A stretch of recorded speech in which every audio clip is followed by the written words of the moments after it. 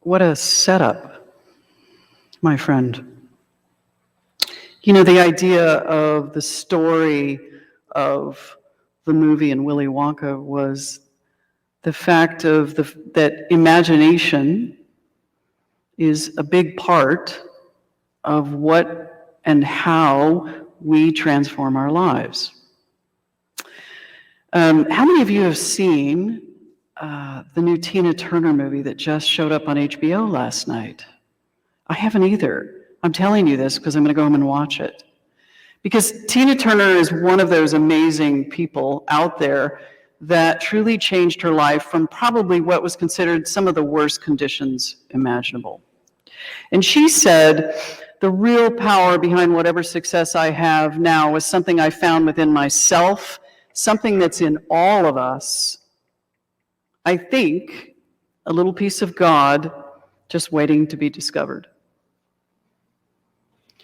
Tina Turner is one of those folks, you know, we're in the middle of, or at the end of Women's History Month, and we're having an opportunity to honor some amazing women that includes ourselves, and how we've either are a woman ourselves or we're supporting women in finding their own power, finding their own dreams in a world that requires imagination.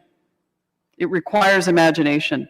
One of the things that I've truly felt and believed in my own life is something I'm sure you've heard before, and it's the pessimist complains about the wind, the optimist expects it to change. I want you to hold on to that thought, but the realist just adjusts the sails. It comes back down to whenever we're faced with a challenge in our life, a lot of times what we do is we focus on the problem itself and think that if I can change the problem, that I can change my life. And I'm going to invite you to consider that transformation doesn't come from sitting in the problem. It actually comes from sitting in a solution that's much bigger. So what we're doing is I'm not playing in the material world when I'm looking at transforming my life. Because if I'm looking in the material world, which is if I'm looking at the problem itself, then I'm trying to change the condition at the material level. And the material level, it's already done. It's already done. In this practice of science of mind, what we do in the movement is January, February, and March, we go back to the beginning. We go back to the beginnings of what we believe and practice. And the science of mind is the study of first cause, which, by the way, every moment is first cause. Spirit, which is what is God, what is the universe. Mind, which is not just my mind, but the mind of the universe, the intelligence of the universe, the power back of creation. We call it the thing itself. That's what we do in this philosophy.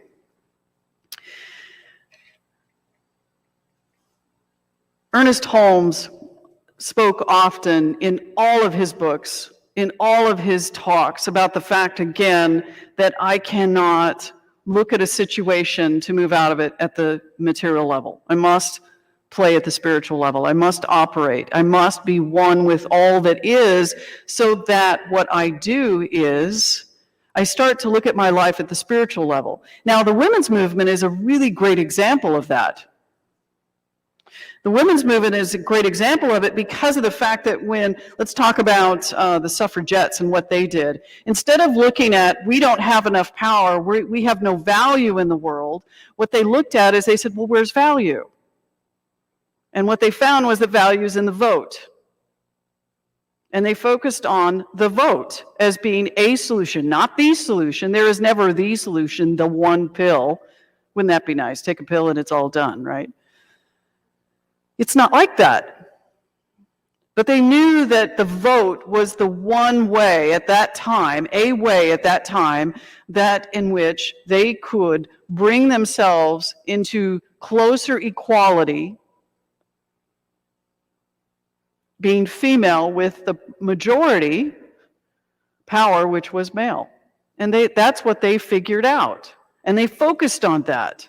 They knew that the vote has power. Isn't that so interesting that we're back again at the vote in the last year? Here we are again at the vote, because the vote has power.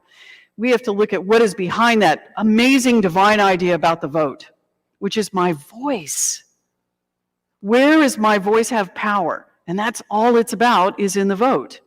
But my voice has power in so many different places. And in the women's movement,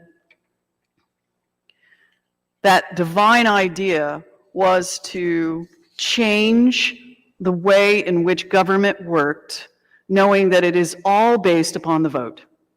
The power in government is based on the vote. How can I tap into that in my own life, which is my challenge with transformation oftentimes is I'm so focused on the problem that I couldn't see a solution if my life depended on it. I've done that in my personal life, and I've done that in my work life, and I know we've done it even as a community as to the problem is this, and if we could solve that, then we're done. But that isn't the case, is it? There's always a third way, which is interesting. Tina Turner, going back to her, she stepped into Buddhism as a woman, finding that Buddhism was a place in which she could practice oneness, mindfulness, and step out of the mind that, yes, moved her into the situations that she was in, a very abusive relationship. She was very controlled, and at some point she realized that the only way out was not necessarily, and let's say, to change the person in the relationship she was with, but to step out and create a whole new life. And I imagine, think of that example, because what's interesting about Tina Turner is it's the mistakes she's made in life, and to rise above those mistakes, in which her life has been a tribute to changing life through transformation. There's been much done about her with respect to the fact that, one, when she divorced from Ike Turner, she had nothing. She had no money, she had no home, she had no career. And later, when she was able to rise up as Tina Turner, somebody says, well, what do you think about this comeback? And she said, this is not a comeback, I'm finally arriving as Tina. The only thing she walked away with was her last name. She had nothing else. And this woman who became at the top of her game in her 50s and her 60s, looked like she was 20, by the way, was an amazing example of the fact that it's never done.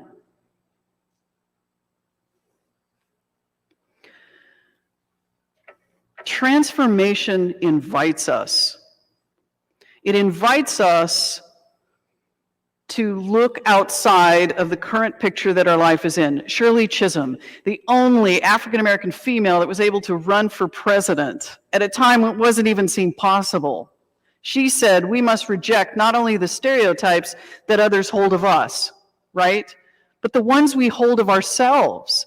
It's the stories that I say about myself that hold me imprisoned, in which I'm not able to transform my life. It's the story I hold about myself. It's as if sometimes when you think about what it is I want to do or what is it I want to be, sometimes it's even in that. Because maybe what I want to be isn't what I'm here to be. Maybe what I'm here to be is something bigger than even the idea I currently have. But am I willing to accept that my idea, that my way, is only a way further into the conditions that currently life is? As I've been thinking about transformation over the last week, I've been thinking about the very things that when I have transformed my life, it is, by the way, this is not a formula, it's an observation. The observation is it's the 4 C's in which I've been able to transform parts of my own life into places in which I could never imagine. And I say that, and I've said this before on this platform, maybe not this exact one, but what I've said before is the life that I had as a child, I could not imagine having the life that I had now, not even an inkling. I couldn't have even drawn the picture of what I have today. There's just no way, because I was so caught up in the conditions as a child. But when I became adult, it became a process of revelation and revealing the possibilities that life could be. 4 C's. The first one is commitment. What am I committed to? What is my commitment in this life? What is the commitment to? Is the commitment to the story? Is the commitment to a particular idea that unless that idea happens, there's no way around it? A lot of folks that walk into, I would say not even a lot, every person that walks into this center walks in here for a reason. They either walk in, and I'll give you some examples, triage. Something's happening in my life, I walk in the door, I've been one of those people, and I've sat in the back of the room and I've cried through at least 6 months of services. Most people I know have done that. Or I've walked in because, and that triage has been because of grief or job loss or relationship ending, divorce, whatever it is. Whatever it is. And I would say that the reason most of us walked in here is because a spiritual 2x4 hit us across the head and said, go find a different way. And we end up here. Do we stop there? I think folks that continue to come, they look for connection and community, serving, being involved. They have this experience of practicing, which we call seeing the face of God in everything. And community is such a great place to do that. So we come in here and have that experience. And then I'd say there's a third aspect of the journey, which is I continue to explore the journey of my own healing, whether it's in here or outside of here, in which I tap into different tools and classes and places that offer me an opportunity to continue to look at my life and see it in a way that I can't imagine, or see it in a way that I've never seen it before, or to just see it in a new way. I explore this journey of healing. I take a class, I take a workshop, I do a book study, or in Joyce's case, because I know her, she does 4 book studies. Or I show up every Sunday and I get a message from whoever it is that's up here, practitioner, minister, board of director, or guest, and I get a little feeding as I move into my week so that I can continue to invest into my journey of transformation. A great example of someone who is absolutely committed to a journey of transformation is one of my favorite philosophers. And if you'll just put up Cher. I love this quote that she said. My mom said to me one day, you should settle down and marry a rich man. And she said, I am the rich man, Mom. Cher really exemplified that. The journey that she was having was hers, and that she was going to travel with different people. She learned it in her first, I think it was her second marriage with Sonny. I think Sonny was her second marriage, Sonny Bono. And when she had that experience, it became too small and she moved into something else. Now, I'm not suggesting you all leave whoever it is because it's too small. This was just her journey. I have to be careful when I say stuff like that. But what was interesting is Cher's always been someone to explore her journey and her journey alone. She's always been Cher and no one else. Commitment. She's always been committed to her own journey and who she is. And that is an invitation for us to do the same. The second thing is curiosity. Curiosity, which is being adaptable, looking the fact that what I know today is not something that is going to be the same truth tomorrow. It just isn't.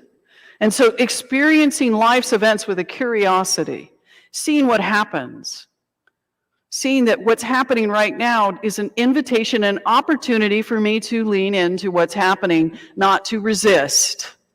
How it's so challenging sometimes that when something shows up, whether it's a health situation, right now we're dealing with our beloved little Berkeley, and she just had surgery, and watching her in pain is really hard for me. And I'm thinking, what is it that I need to be for Berkeley? What is it I need to lean in, not just wish for when she's not here in this situation? Asking questions of myself and others. I think one of the most interesting things is I was reading an article about the fact that critical thinking is almost disappearing from our Western world because we want the answers. We want to know. And curiosity means I will never know, really. Can I ask myself some of those tough questions? What is death? Can I ask myself questions of what do I want to be in this relationship that I happen to be in? What do I want to be in relationship with me, my body, or whatever it is that happens to be my challenge? Can I ask myself these questions and potentially look at them from that curious mind? What can I learn from this? Looking to learn about the world rather than what makes me right. We've forgotten how to sit across from one another from different points of view and have a conversation without arguing about who's wrong or who's right. Even our media has changed where it's all commentary, one side or the other. We can lead that. We can change that and have conversations with people that do believe nothing what we believe. When did that change where we had to believe that the other person had to believe what I believe or vice versa? We don't have to be afraid if we sit in curiosity. And Madame Curie said this: "Nothing in life is to be feared, it is only to be understood. Now is the time to understand more so that we may fear less." And Tori, you can just leave that slide up there, the Madame Curie slide. There. We're afraid because we don't know. Understanding something doesn't necessarily mean we know something. Not the all truth of it is, it's that we're gaining insight into something. Madame Curie was a scientist who did amazing things, and her husband was given credit for the things in which she took the lead on. But she said this about being a scientist. So imagine if I looked at life like this, as a scientist of life. A scientist in his or her laboratory is not a mere technician. She is also a child confronting natural phenomena that impress her as though they were fairy tales. Being curious about life is something that we lose as we get older. It's really easy to lose it as challenges show up. But the only way to get curious about life is to develop our curiosity muscle.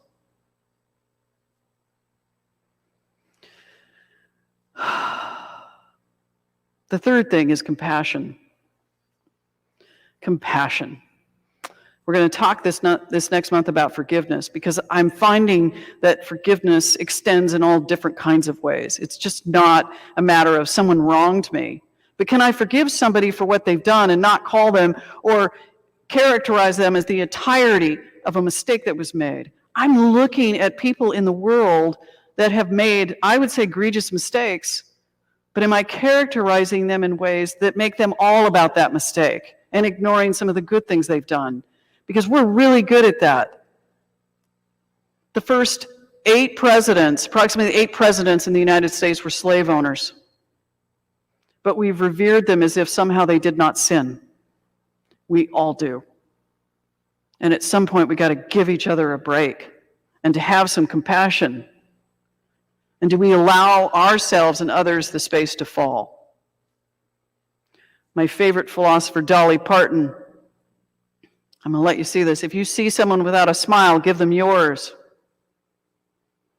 She's probably one of the most compassionate people, and she doesn't even explain it.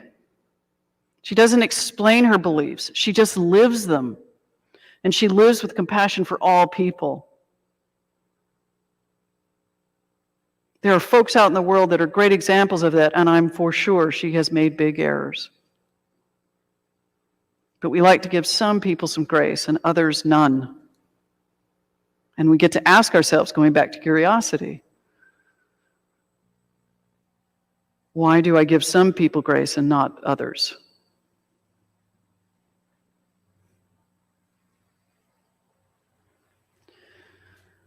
The last thing that I think is really important is courage. Courage is incredibly important on this journey. It takes courage to ask questions. It takes courage to seek truth. It takes courage to be amazed and not be let down after that amazement. It takes courage to be enlightened. It takes courage to allow for not knowing as the norm of our life. It is absolutely entirely up to us. Whatever our journey of transformation is, it is up to us how to do it. It may not be up to us what shows up. Sometimes it is. It's because we're choosing with a whole bunch of other people. But it's up to us if this journey of transformation is something we can step into no matter what age we are, no matter what ism is present in the world, sexism, homophobia, racism, all of the isms, all of the phobias that are out there. It is up to us. So the question I ask of you is this: what does my year of transformation this year look like? What am I willing to let go? What am I willing to step in on these 4 C's? Am I going to expand my curiosity? Am I going to look where my compassion is? Am I going to look at how much courage I show up with? By the way, we know courage is not the absence of fear. It's doing it anyway and being afraid. And where's my commitment at? Those 4 C's are an opportunity for all of us to step into that year of transformation that's always been an invitation. Something new. It's going to be an amazing year. I've already called it. And I've called it because we can't wait for the end of COVID for amazing. It's just not going to be that way. It's never been that way. I can't wait for getting this right or something happening that sets it all up. That's my whole thing. I get to start now. I get to start immediately, like in this moment, and say right now is when my year of transformation starts. And I'm just going to end here with Tina Turner, because, you know, she's a rock star, literally. Sometimes you have to let everything go. Purge yourself. If you're unhappy with anything, whatever's bringing you down, get rid of it. Now let's stop right here. Whatever's happening to get rid of it, what that means is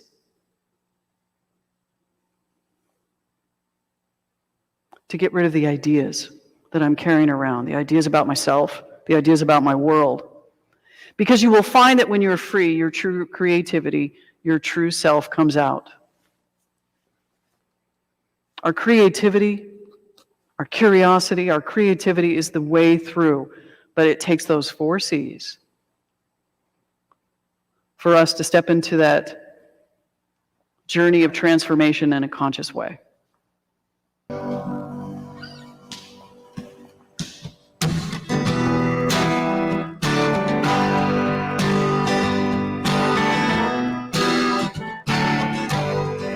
Thank you, Reverend Bobby. Maybe about halfway through the talk today, why this song is in the service, a request by Bobby. Well, I won't back down. No, I won't back down. You can stand me up at the gates of hell, but I won't back down. No, I stand my ground, won't be turned around. I can keep this world from dragging me down. Gonna stand my ground, and I won't back down. Hey, baby, there ain't no easy way out.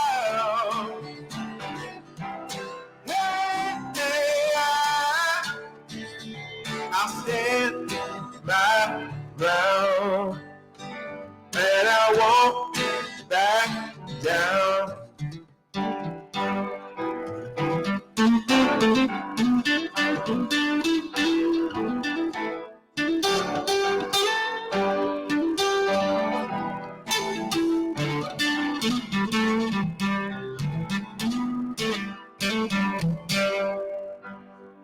Well, I know what's right, and I got just one life.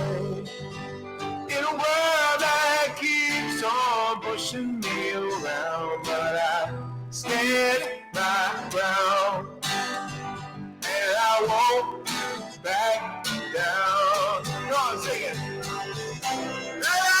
Hey, baby, there ain't no easy way out.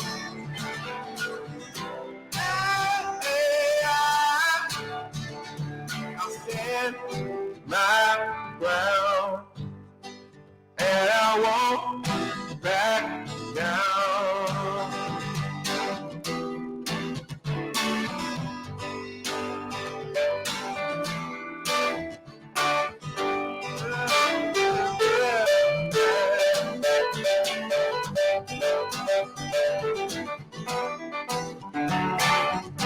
more time, sing it out loud. Hey, hey, baby, there ain't no easy way out. Hey, baby, no, I won't back down. No, I won't back down. No, I won't back down. Sing it now. No, I won't back down.